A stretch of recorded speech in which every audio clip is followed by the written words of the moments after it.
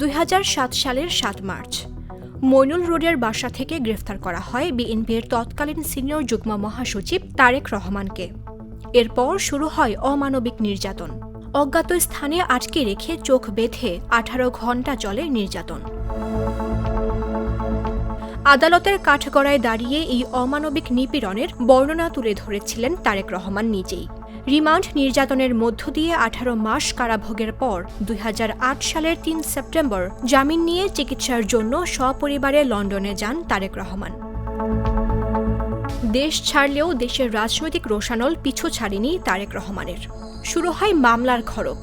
সেনা সমর্থিত তত্ত্বাবধায়ক সরকারের আমলে 13টি এবং আওয়ামী লীগ সরকারের আমলে তার বিরুদ্ধে 72টি মামলা হয়।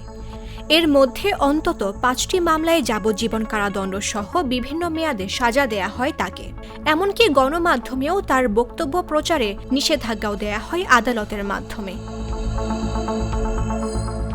সব মিলিয়ে দীর্ঘ 17 বছরেরও বেশি সময় ধরে প্রবাস জীবন কাটিয়েছেন তারেক রহমান। তবে অবশেষে সেই প্রবাস জীবনের ইতি টানছেন বিএনপির এই শীর্ষ নেতা। আওয়ামী লীগ সরকার পতনের পর খোলে তার দেশে ফেরার দুয়ার। রাজনৈতিক পট পরিবর্তনের পর একে একে সব মামলা থেকে খালাস পান তারেক রহমান। বিএনপির আইনজীবীরা বলছেন, নির্বাহী আদেশে মামলা থেকে মুক্ত করার প্রস্তাব দেয়া হয় অন্তর্বর্তী সরকারের পক্ষ থেকে। কিন্তু লাখ লাখ নেতাকর্মীর বিরুদ্ধে মামলা প্রত্যাহার না হওয়ায় নিজেকে মামলা মুক্ত করতে আইনি পথই বেছে নেন তিনি। আইনি প্রক্রিয়ার মাধ্যমে মামলা মুক্ত হন তারেক রহমান। দলটির আইনজীবীরা বলছেন, তারেক রহমান নিরাপরাধ ব্যক্তি হিসেবেই দেশে ফিরছেন। যদিও এর নেপথ্যে রয়েছে দীর্ঘ আইনি লড়াই ও রাজনৈতিক সংগ্রামী নেতারা বলছেন বীরের বেশে ফিরবেন তাদের নেতা।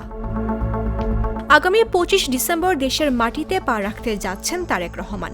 অংশ নেবেন জাতীয় নির্বাচনে। তারেক রহমানের হাত ধরে গণতন্ত্র ইতিবাচক ধারায় ফিরবে বলে মনে করছেন বিএনপি নেতারা। মামদুহা রাইসা, জাগো নিউজ।